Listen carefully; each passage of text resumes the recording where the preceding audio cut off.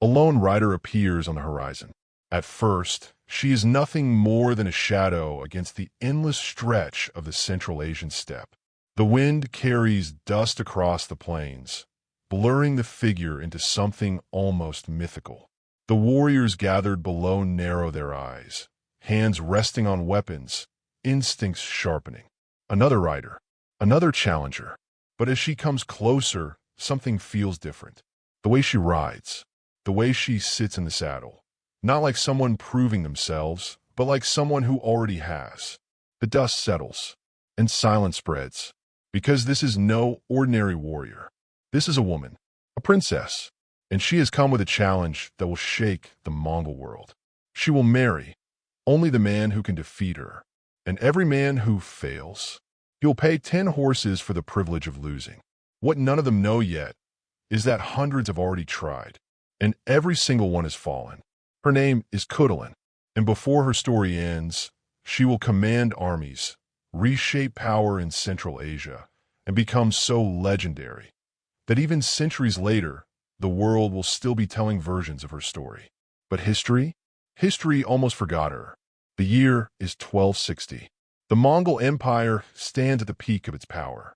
From the shores of the Pacific Ocean to the edges of Europe, it stretches wider than any empire in human history. It is not just vast, it is unstoppable. Armies move like storms across continents. Cities fall, kingdoms vanish. Entire cultures bend under the weight of Mongol dominance. And into this world of conquest, a girl is born. Her name is Khutulun. It means bright moon, but there is nothing gentle about the life waiting for her. She is born into power, real power. Her father is Genghis Khan, a direct descendant of Genghis Khan himself. Her bloodline ties her to the very foundation of the Mongol Empire. Her grandfather, Ogidi Khan, once ruled as the Great Khan over all Mongols. This is not just a royal family. This is the core of an empire. And in this family, she is not alone. She has 14 brothers, 14 princes, 14 heirs to power. By every rule, every tradition, every expectation, her role is already decided. She will be married off, used to secure alliances. A political piece in a game played by men. That is the fate of daughters in royal courts. But Khutulun was never meant to follow fate, because her father is not like other rulers, and she is not like other daughters. From the moment she can stand, she is trained, not gently, not symbolically, but as a warrior. The Mongol way of life is unforgiving. Children do not grow up slowly. They are shaped quickly, hardened early. Survival is not optional. Weakness is not tolerated. Khutulun learns to ride before she can fully run. She learns to balance on horseback as if it were part of her body, to control speed, direction, and momentum with instinct rather than thought. Then comes the bow, not standing still, but riding at full speed. Arrows released mid-gallop. Targets hit without hesitation. Then comes endurance. Days without comfort.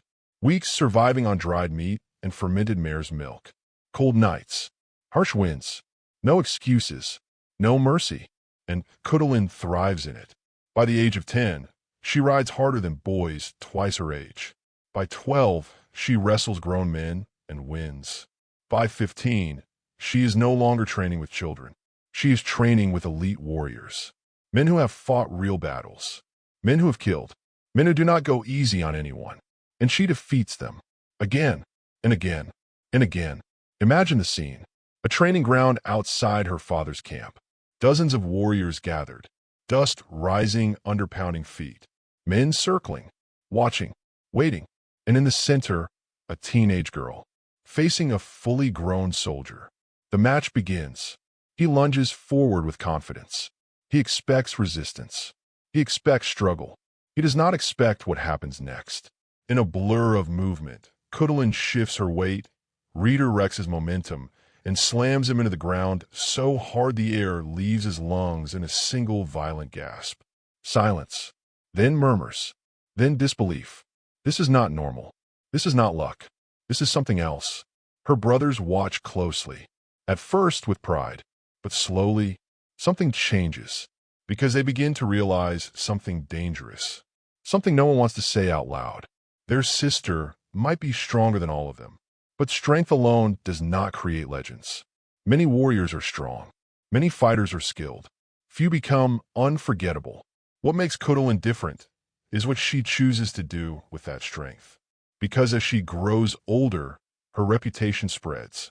Stories travel across the steppe, from Mongolia to Persia, from campfires to royal courts. They speak of a princess who cannot be defeated, a warrior who fights like a storm, a woman who breaks expectations as easily as she breaks her opponents. And with fame comes attention. Suitors begin to arrive. Princes, generals, nobles, men of wealth and power, all seeking her hand in marriage. Because marrying Khutulun is not just marriage. It is alliance. It is influence. It is power. Her father encourages it. He understands the politics. You must marry, he tells her. It is your duty. But Khutulun refuses. Again and again and again. Not out of rebellion, not out of fear, but out of control. She will not be traded. She will not be used. She will decide. And then she makes a declaration that shocks the entire Mongol world. I will marry, she says, but only to the man who can defeat me in wrestling. Silence. Complete silence. Because this is not just unusual. This is unheard of. Wrestling is sacred in Mongol culture. It is a test of honor, of strength, of identity, and she is turning it into a condition for marriage. Not only that, she adds a price. Every man who loses will give me 10 horses. Now it is no longer just shocking. It is dangerous, because she is placing herself above every man who dares challenge her. Some call it arrogance. Others call it madness. But her father? He smiles, because he knows something others don't. She is not making a gamble. She is making a statement. And soon, the first challenger arrives. By the time Khutulun reaches adulthood, her name is no longer just known within her father's camp. It is spread across the vast expanse of the Mongol world like wildfire carried by the wind. From the icy edges of the north to the trade routes of Persia, people whisper about her, not as a curiosity, not as a rumor, but as something real, something undeniable. A warrior princess who has never been defeated. A woman who stands in a world of men and refuses to kneel. And with reputation comes challenge. Men begin arriving from every direction. Not just ordinary men, but princes with banners, generals with scars, champions with pride carved into their bones. Each one comes believing the same thing. They will be the one to defeat her. Each one brings 10 horses, the price of failure, though none of them truly expect to lose. Because in their minds, no matter how skilled she is still a woman. And that belief is exactly what destroys them. The matches begin simply at first. A small crowd, a circle drawn in the dirt. The challenger steps forward with confidence, performing the traditional eagle dance, his arms spreading like wings, his movements declaring strength, dominance, inevitability. Khutulun steps in after him, calm, focused, unshaken. She mirrors the ritual, but where his movements are heavy with ego, hers are precise, controlled, efficient. Then the match begins, and it ends almost instantly. She doesn't overpower her opponents. She outthinks them. Every movement is calculated. Every shift in weight is intentional. She reads them before they act, feels their balance before they commit.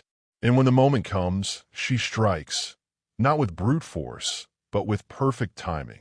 A twist, a hook, a sudden drop of weight, and they fall. Hard. The crowd erupts, not just in excitement, but in disbelief.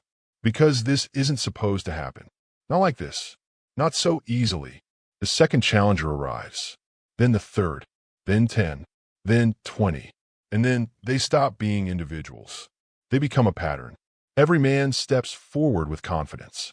Every man believes he has found the weakness the others missed. Every man falls. Days turn to weeks. Weeks into months. Months into years. And the matches don't stop. They grow. What began as a bold condition for marriage becomes something far bigger. The wrestling ground transforms into a stage. Crowds gather not just to watch, but to witness. Travelers change their routes just to see her fight. Merchants pause their journeys. Warriors delay campaigns. Stories spread faster than horses can carry them. She has never lost. No one has even come close. She moves like the wind itself. And with every victory, her legend expands. But something else grows with it. Her collection, 10 horses per victory. At first, it seems symbolic. It becomes noticeable. Then it becomes staggering. 10 becomes 100. 100 becomes 1,000. And according to accounts passed down through time, that number eventually reaches over 10,000 horses. 10,000. An entire army's worth of wealth. A moving symbol of dominance. Each horse representing a man who believed he could defeat her and couldn't. But here's what makes this more than just a spectacle. This is not just about winning. This is about control. Every match is a message. Every victory is a declaration. She is not property. She is not a bargaining tool. She is not something to be exchanged for alliances. She is something else entirely. Something the Mongol world has never quite seen before. A woman who decides her own fate and enforces it with strength no one can deny. And then one day, a challenger arrives who changes everything. He does not come quietly. He does not arrive like the others. He makes an entrance. His banners are visible long before he is. His retinue stretches across the horizon. Servants, guards, horses, armor polished to reflect the sun itself. This is not just a man entering a camp. This is a statement, a declaration, a challenge unlike any before. And with him, he brings not 10 horses, but 100, a fortune, a risk so bold it silences even the most confident voices in the camp. Because this is not arrogance. This is certainty. His name is lost to history, but his reputation is not. He is known as a champion of champions, a man who has never been defeated. Not once. He has fought hundreds of matches across different lands. He has mastered multiple styles. He has faced the strongest warriors of his time and broken them. He is larger than most Mongols, stronger, heavier, and unlike the others, he does not underestimate her. When he arrives, people begin to whisper something new. For the first time in years, maybe this is the one. Even Khutulun Khan feels it. In private, he speaks to his daughter. There is no shame in refusing this challenge, he tells her. This man is different. But Khutulun doesn't hesitate, because she understands something deeper than pride. If I refuse now, she says, then every victory before this becomes meaningless. And in that moment, it becomes clear she is not protecting her record. She is protecting her truth. The day of the match arrives, and the entire camp gathers, not just for entertainment, but for history. The champion steps forward first. His eagle dance is powerful, aggressive, commanding. Every movement is designed to intimidate, to dominate before the match even begins. Then Khutulun enters, and everything changes. The noise fades, the air tightens, because this feels different. They circle, slowly, carefully, two forces measuring each other. Then the match begins. He attacks first, fast, faster than anyone expects for a man his size. He closes the distance instantly, reaching for her vest, aiming to control, to overpower, to end it quickly. But she's already gone. She shifts sideways, barely visible, her movement almost effortless. He adjusts, attacks again. This time, he catches her. For the first time, he gets a grip. The crowd gasps, because no one has ever done that before. He pulls, using his weight, his strength, dragging her forward, trying to break her balance, trying to prove that in the end, size wins. But Khutulun does something no one expects. She doesn't resist. She accepts the pull, and in that acceptance, she takes control. She drops her weight, rotates, redirects his momentum, and suddenly, the power he used against her turns against him. For a single moment, he is off balance. Just a fraction of a second. But against someone like her, that is enough. She moves, hooks her leg, grabs his vest, and with a motion so precise it feels unreal, she throws him. The impact is thunder. Dust explodes into the air. The ground shakes, and the undefeated champion falls. Silence. Total silence. No one breathes. No one moves, because what they just witnessed doesn't feel possible. Then she stands, calm, unshaken, victorious, and the camp erupts, not just in cheers, but in realization. Because now, there is no doubt left, no argument, no denial. She is not just undefeated. She is untouchable.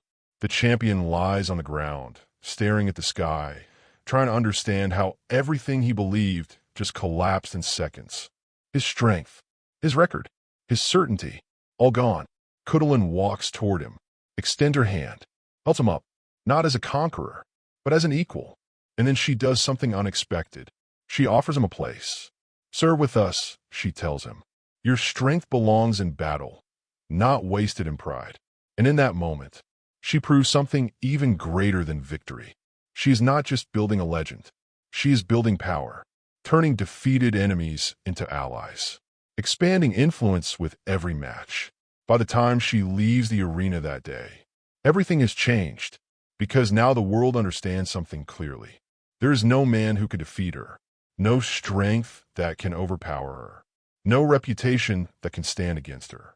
But what no one realizes yet is that everything she has done so far, every match, every victory, every legend, was only preparation, because the battlefield is where she will become unstoppable. The wrestling arena made Khutulun famous, but the battlefield made her immortal, because defeating men in controlled matches is one thing.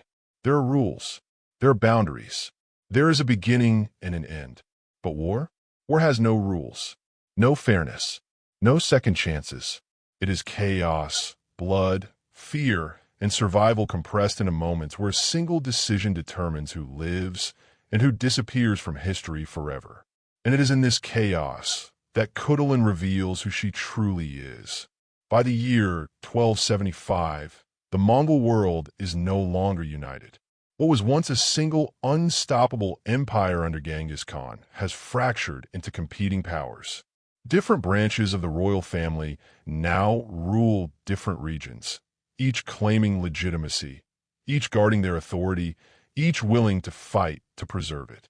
At the center of this tension stands Kublai Khan, ruling from China, declaring himself the Great Khan, the supreme leader of all Mongols. But not everyone accepts this, especially not Khutulun's father, Khaidu Khan. To him, Kublai is no longer truly Mongol. He sees him as softened by Chinese influence, distant from the harsh traditions that built the empire. To Khaidu, this is not just political disagreement. This is betrayal. And in a world built on conquest, betrayal leads to war. Armies begin to gather. Tensions turn into clashes. Clashes turn into campaigns. And Khaidu prepares for full-scale conflict. But then, he makes a decision that shocks even his most loyal generals. He appoints Khutulun as a military commander, not a symbolic figure, not a decorative presence, a real commander, with authority, with responsibility, with lives in her hands. The reaction is immediate. Whispers spread through the ranks. Doubts rise among experienced warriors. A woman, some say. Men will not follow her. Others question quietly, watching, waiting, uncertain. But Khaidu does not argue. He does not explain. He simply says, "Watch." Khutulun's first true test comes near the Talas River, a battlefield already soaked in tension. Dust rises under hooves. Arrows cut through the air like invisible blades.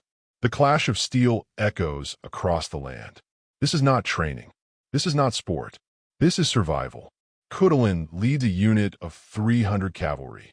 Her mission is clear: move around the enemy, strike from behind, break their formation, create chaos. A classic Mongol tactic. Fast, precise, devastating. But as they move into position, something changes. The enemy has anticipated the maneuver. A reserve force waits exactly where Khutulun planned to strike. 3 times her size. Hidden, prepared, deadly. In that moment, everything slows. Because if she continues as planned, her entire force will be wiped out. No retreat, no recovery, just death. This is where most commanders hesitate. Some panic, others freeze. But Khutulun, she adapts. Instantly, she splits her force.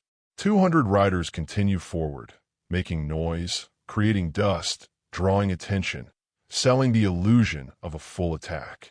The enemy takes the bait. They move to intercept. They commit. And that's when Khutulun disappears. With her remaining 100 riders, she breaks off silently, circling wider, faster, using the land itself as cover. Hills, ridges, shadows, everything becomes part of her strategy. She doesn't rush. She calculates. She waits. And then, at the exact moment the enemy is fully focused on the false attack, she strikes. Not from the front, not from the side, but from behind their command position. The one place no one expects. She leads the charge herself. No hesitation. No distance. At the front, screaming a war cry that cuts through the battlefield like thunder. The impact is devastating. Commanders fall before they can react.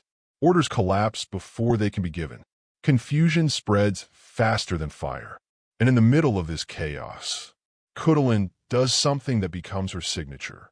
She doesn't just fight. She hunts. She spots an enemy general, recognizable by his armor, by his position, by the guards surrounding him. Most warriors would avoid that. Too dangerous, too risky, too costly. Khutulun charges directly toward him. The guards move to block her. She breaks through them, not slowly, not carefully, but with raw, unstoppable momentum. And then, in a moment that seems almost unreal, she leans from her saddle, grabs the general by his armor, and pulls him off his horse. Not strikes, not kills, captures. She lifts him like weight means nothing, turns, and rides back out of the enemy formation, carrying him, alive. The battlefield freezes, because what just happened should not be possible. The enemy sees their commander taken by one rider, one warrior, one woman, and their morale shatters. What was a battle becomes a collapse. What was resistance becomes retreat. What was structure becomes chaos.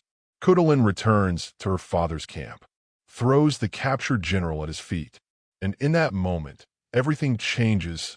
No one questions her again. Not the generals, not the soldiers, not the skeptics, because leadership is not proven by words.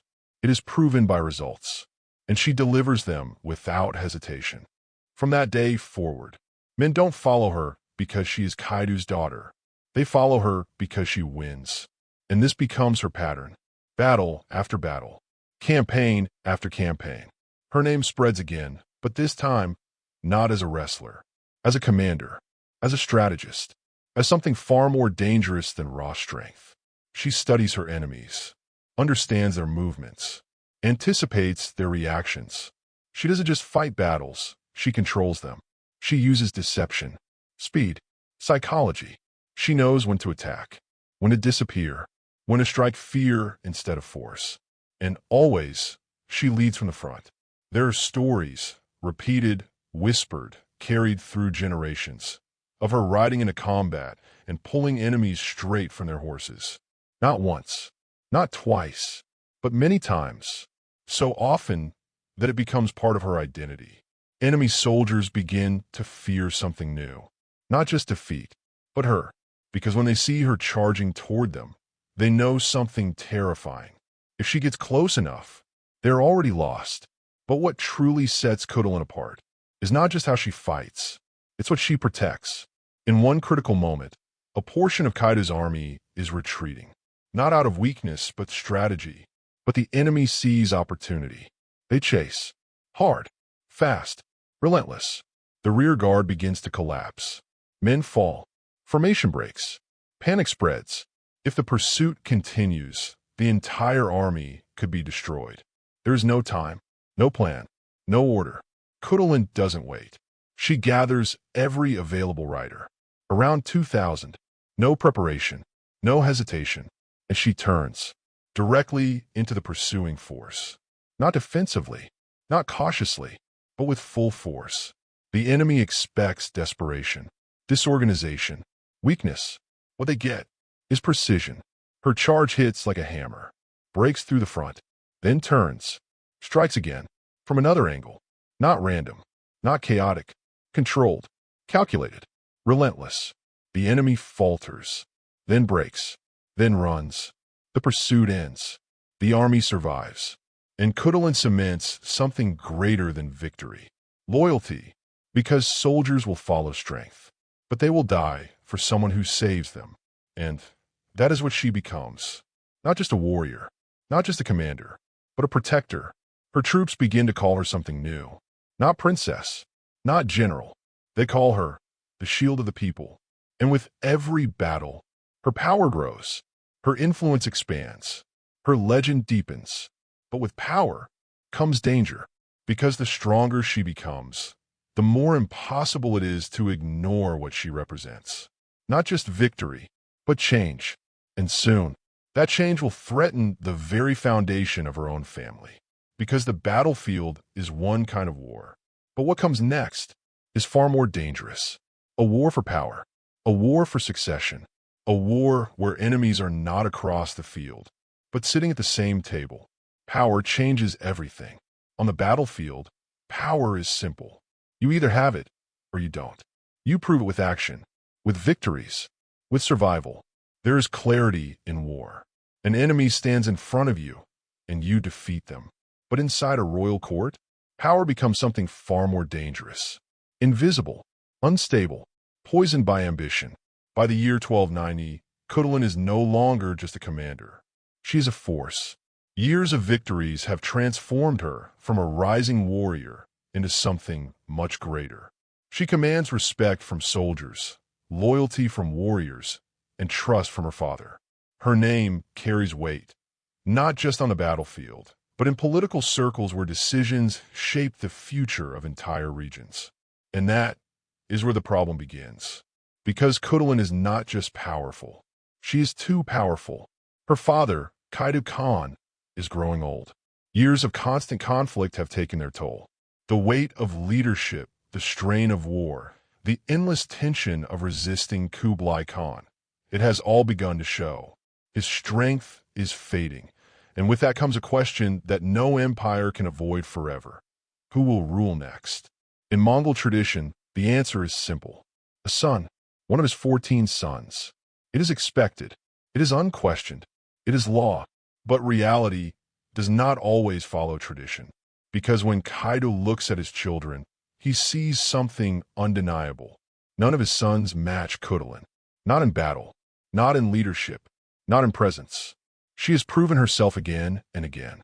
She has commanded armies, won campaigns, protected the empire, earned loyalty, and slowly, quietly, a dangerous idea begins to form.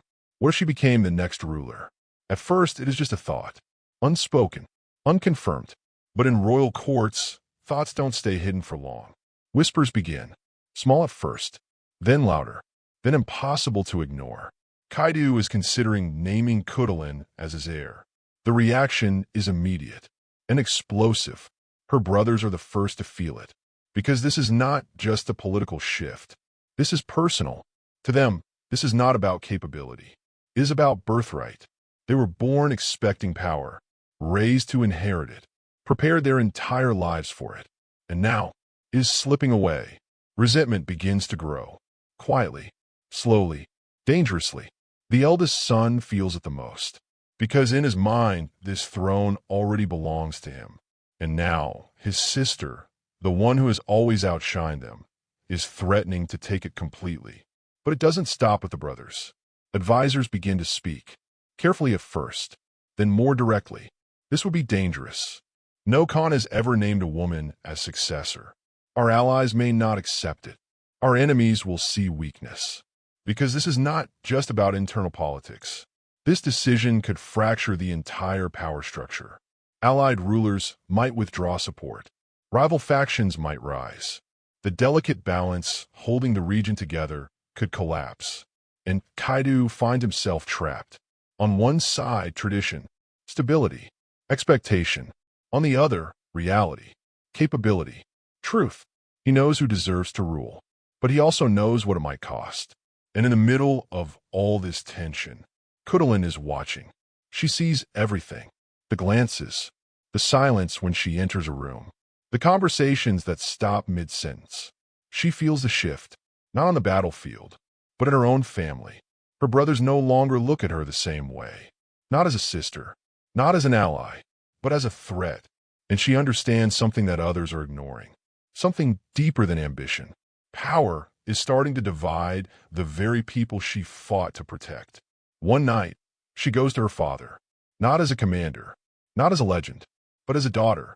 "You must choose one of my brothers," she tells him. Kaida looks at her, confused, frustrated. "None of them are equal to you," he says. "You have earned this." And he's right. She has. But Khutulun shakes her head. That doesn't matter, because for the first time in her story, she is not thinking about strength, or victory, or power. She is thinking about consequence. "If you choose me," she continues, "this family will break. Not might, not could, will. There will be conflict. There will be war. And everything we built will be destroyed." And in that moment, she makes a decision that defines her more than any battle ever could. She chooses not to take power, not because she isn't capable, but because she understands the cost. This is not weakness. This is control. She is giving up something she deserves to protect something bigger than herself. Kaida struggles with it, because as a father, he wants to choose her. As a ruler, he knows the risk. "I will think," he says, but time is running out. Months pass. Tension grows. And then, everything changes. Kaida falls ill. Suddenly. Severely.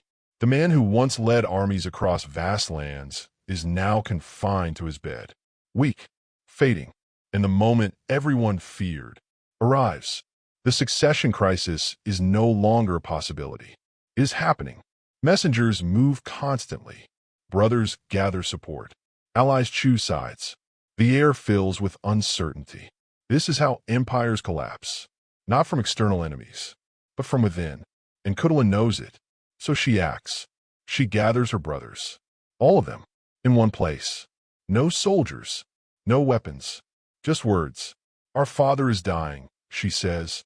No softness. No avoidance. Only truth. "We have two choices. Fight each other and destroy everything. Or unite and preserve what he built." The room is silent, because everyone knows she's right. Then she does something no one expects. She names a successor. Not herself, but her brother. A man named Orus. Not the strongest. Not the most feared. Not the most accomplished. But something else. Balanced. Diplomatic. Stable. "He can hold this together," she says. "And I will support him." That changes everything. Because this is not just a suggestion. This is strategy. By stepping aside, she removes the threat. By choosing a compromise, she removes the conflict. By offering support, she ensures stability. One by one, her brothers begin to agree. Not because they are convinced, but because she has made resistance pointless. The crisis dissolves before it becomes war. And when Kaida dies in 1301, there is no civil war, no collapse, no chaos. Orus becomes ruler. And Khutulun, she keeps her word. She becomes his military commander. Not above him, not competing with him, but supporting him. She gives up the throne, but keeps the power that truly matters. Influence, respect, control over the army. And in doing so, she proves something extraordinary. You don't need a crown to rule. But even this decision, this act of unity, does not end the tension. Because power, once revealed, cannot be unseen. And even though she steps aside, her presence still looms over everything. Stronger, smarter, more capable. And that makes her dangerous. Not to enemies, but to those closest to her. Because sometimes, the greatest threat is not the one who wants power, but the one who doesn't need it. And what comes next will test her in a completely different way. Not as a warrior, not as a commander, but as something even more difficult to control. A legend, trying to live in a world that cannot fully accept her. After a lifetime of war, victories, and impossible choices, most stories begin to slow down. The hero fades into the background. The battles end. The world moves on. But Khutulun's story? It doesn't fade. It transforms. After the death of Genghis Khan and the rise of her brother as ruler, Khutulun stands in a position unlike anyone else in the empire. She has no crown, yet she holds immense influence. She has no title of ultimate authority, yet armies still move under her command. She has stepped away from power, but power has not stepped away from her. And that creates a new kind of pressure, because now, for the first time in decades, the world around her begins asking a different question. Not about war, not about leadership, not about strength, but about her future. You must marry. The same expectation that followed her since youth returns again. But this time it is louder, more persistent, more urgent. You are no longer young. You have no heirs. You must secure your legacy. For years, she resisted, turned away princes, defeated champions, rejected alliances. But now, she makes a decision no one expects. She chooses to marry, not a prince, not a famous warrior, not a legendary challenger, but a man almost no one had been paying attention to. A loyal soldier, a trusted companion, someone who had stood beside her, not to conquer her, not to claim her, but to support her. His name is uncertain in history. Some sources suggest different identities, others remain silent. But what is clear is what he represents. He is not power. He is not ambition. He is not threat. He is stability. And that choice confuses everyone. After years of defeating the strongest men in the empire, she chooses someone ordinary. After building a legend on strength, she chooses someone who does not challenge it. But that is exactly the point, because Khutulun has never made decisions based on expectations, only on control. She chooses someone who will never try to control her, someone who understands her position, someone who does not need to compete with her identity. And the marriage reflects that. It is quiet, simple, without the grand spectacle expected of someone like her. And most importantly, it changes nothing. She does not step away from command. She does not abandon the battlefield. She does not become confined to tradition. She remains exactly who she has always been. A warrior, a leader, a force. Her husband becomes something rare in that world. A man defined not by dominance, but by respect. And for a moment, it seems like her story has reached balance. But legends rarely get peace, because as her influence continues, so do the whispers. At first, they're quiet, almost unnoticeable. Then they begin to spread. Stories, rumors, accusations.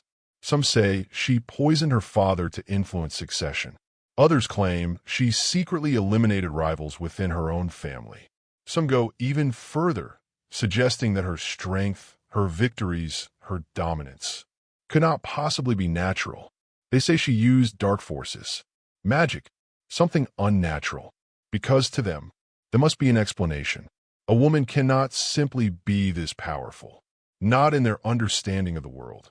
So they create one, not based on truth, but on discomfort, because her existence breaks their logic.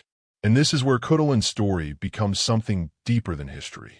It becomes a reflection of how people react to what they cannot explain. Instead of accepting her skill, they invent reasons to discredit it. Instead of acknowledging her strength, they attach darkness to it. Instead of recognizing her leadership, they question its legitimacy. And none of it is proven. None of it is supported by real evidence.